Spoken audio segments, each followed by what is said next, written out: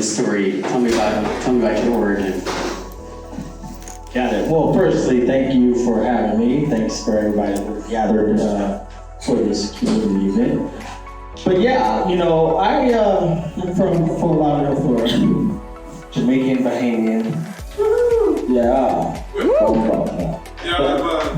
But yeah, no, as a kid, you know, I always saw myself being an actor, entertainer. Come from a family lineage with that, and I wanted to embark on that same journey. So I moved out here in 2009 in an acting group. I also stand-up comedian.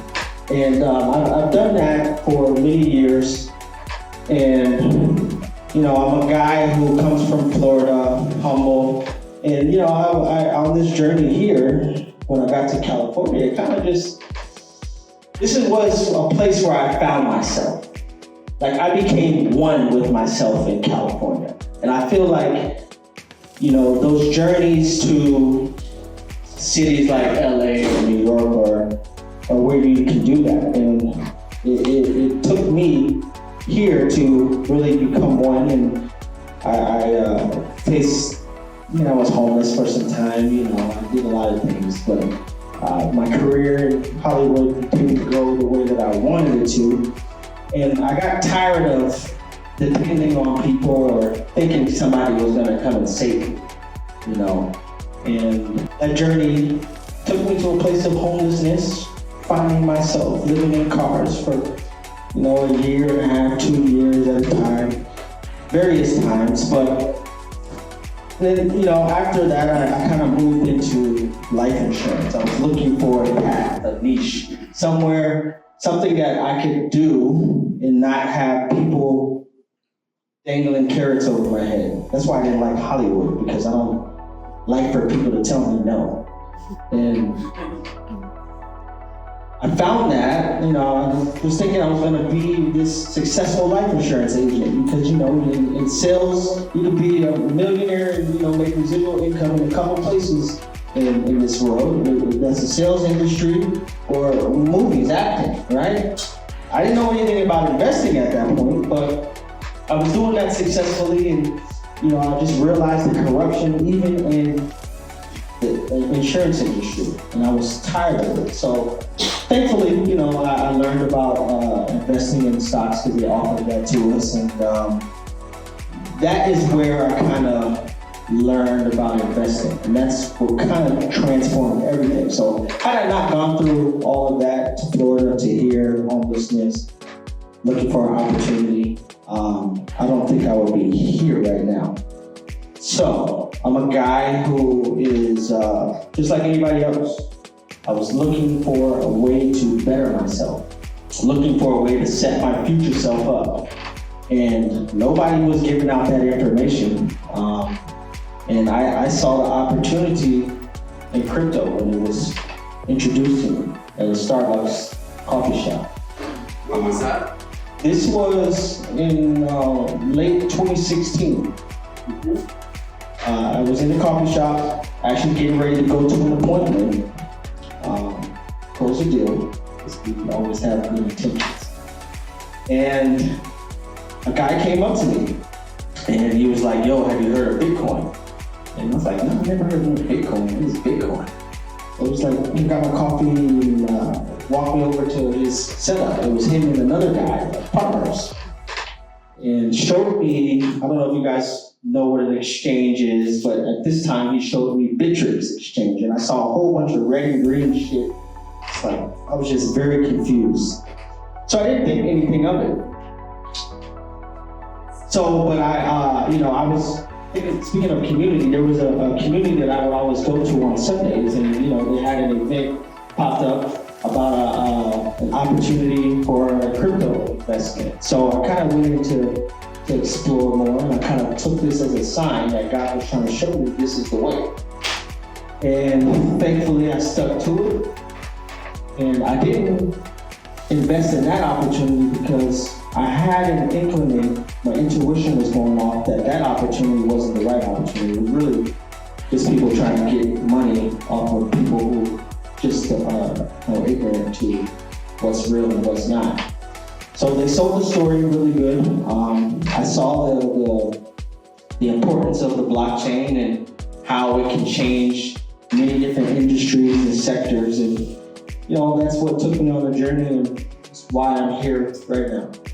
So tell us what that is that you think can change and why it is the future in your opinion.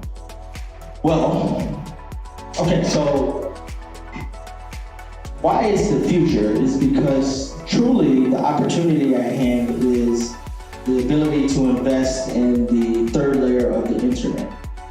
So it's the same opportunity that they had when the internet first was born, or even the .com boom. It's the same opportunity we're having now, but also even bigger, because if you talk about the global shift that's happening with the physical economy merging with the digital economy, you'll see that the same opportunity that they had in the 1900s, early 1900s, to invest on the infrastructure of the economy that we once are sitting on right now, we have the same opportunity with the digital economy. But people can't see that because the narratives out there keep telling you one thing, and it doesn't have you looking at the truth, which is why our slogan is investigate truth on your own terms. Because the only way you can understand what's really going on is if you dig deep. So that's what we've been doing. And we have the same thinking with some of these top people that everybody looks up as gods. But crypto is the future because everything that is standing right now is adopting this technology. And a lot of these companies that people hear and know about, Google, Intel, blah, blah, blah, they're adopting certain protocols. They own them. But they won't tell you that because on these money shows, they only show about 5 different crypto assets. Bitcoin, Ethereum, XRP, Litecoin, and maybe Doge. There's a whole world out there. I'm like Aladdin out here flying on this carpet. Because no, seriously though, people, see, the problem that I have is people they prejudge things without going deeper. And that's why they miss opportunities, especially even in crypto, because they're listening to the wrong people. And they just don't know what they're looking at.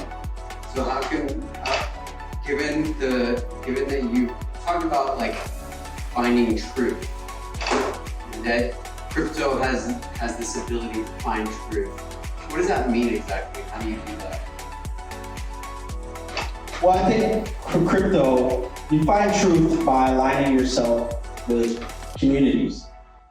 The only way to survive in crypto is with community, because some of those members, if you're following the right people, because not everybody is trustworthy. Not everybody has built up trust within the industry. When you align yourself with those trusted individuals, you'll see the bullshit and start to see the truth that's out here, and we can really take part of it. These protocols that you could own. I mean, some of these are changing the world. Of course, it doesn't look like that now because you haven't seen or heard the success story of what a VeChain is going to do. But when it does happen, then that's when, people can start to see the truth. And then they go back to the same conversation I might have had with them, telling them what was about to happen.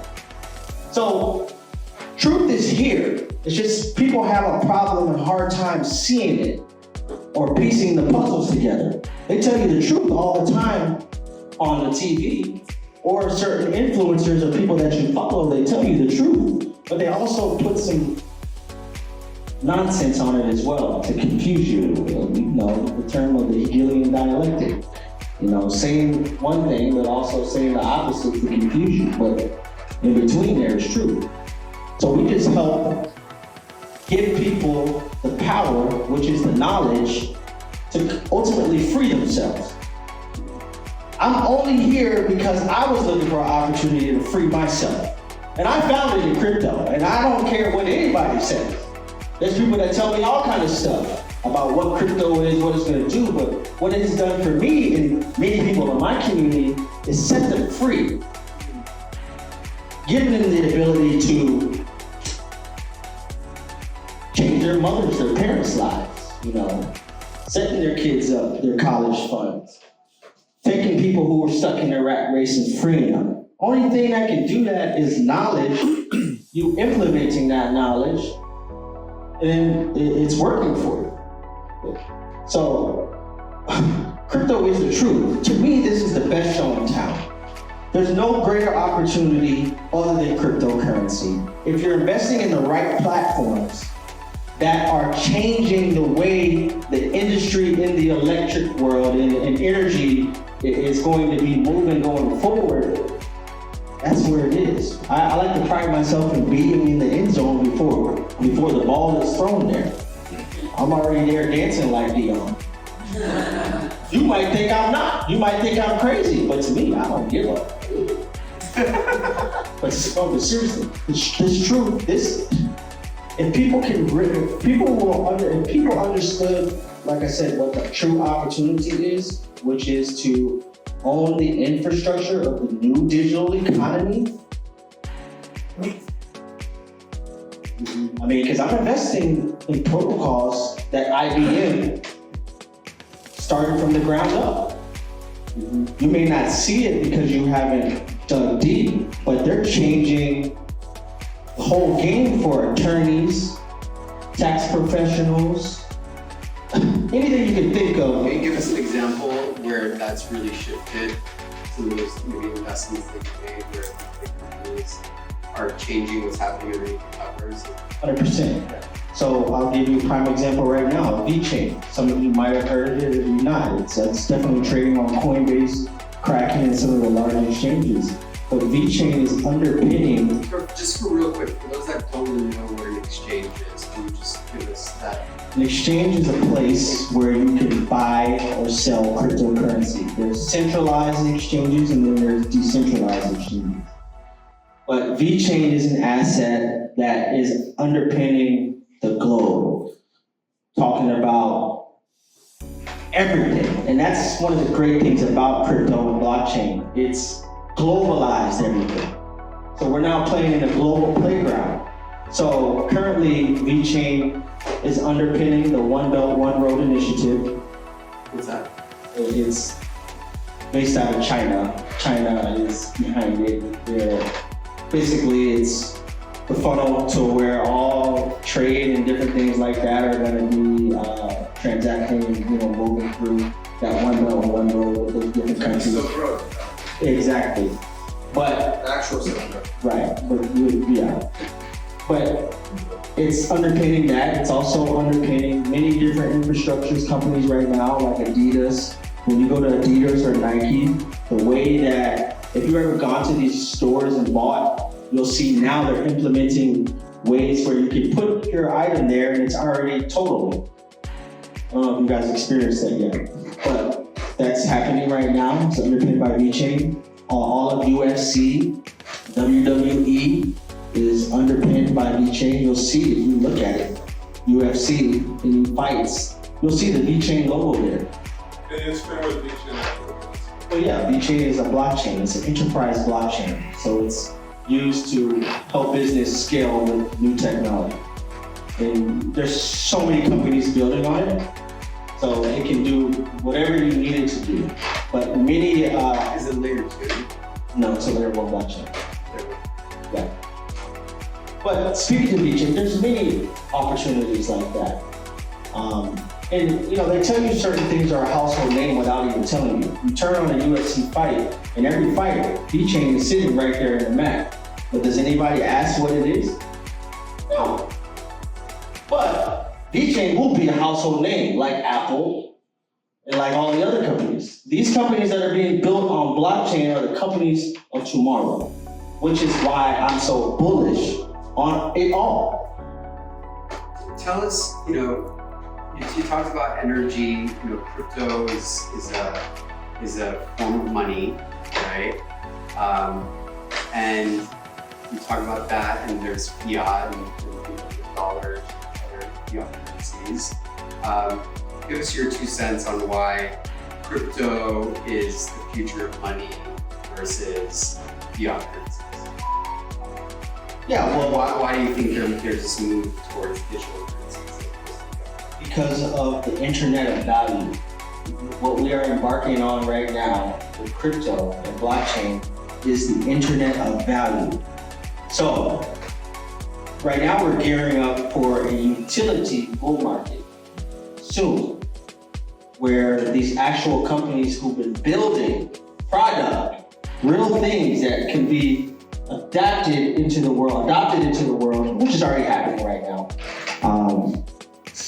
Stellar Lumens, if you've heard of it, XLM, is being used by MoneyGram. It's already being implemented. People just don't know that it's there. We're utilizing it right now in certain functions that people don't know. So we're tapping into the internet of value, which is Web3, the third layer of the internet, which Web2, you were transferring information. Now we're transferring money. So the internet of value coupled with true utility and network effect. We haven't seen what that looks like. Nobody would have known that Bitcoin, back when I got in, Bitcoin was $100,000. Who would have thought that it would be where it's at right now? So, same thing with these opportunities like a Dare Hashcraft.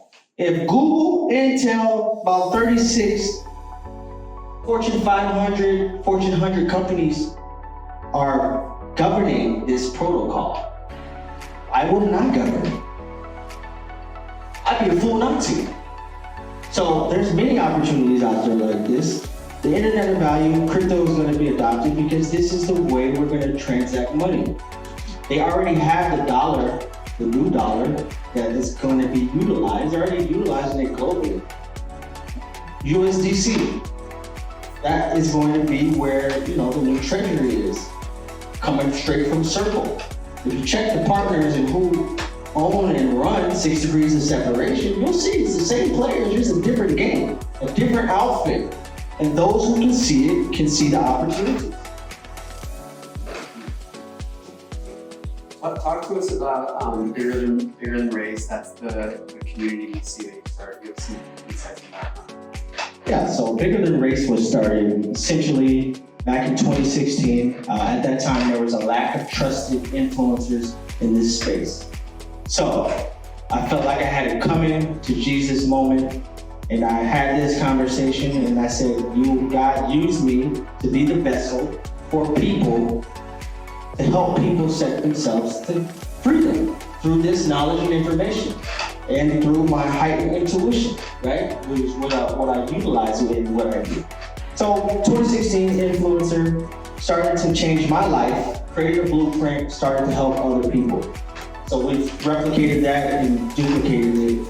That has turned into a private Patreon group because people wanted to start paying me for my deep dives that I do on individual opportunities, projects, startup companies, whatever you call it. Because of that, and because of the success rate and track record, we have a lot of the industry connections that we formed a decentralized community VC because I know that the best opportunities are before they launch. Unless you are an expert like me at finding hidden gems that nobody's talking about when they're dead in the water and you're able to see the vision.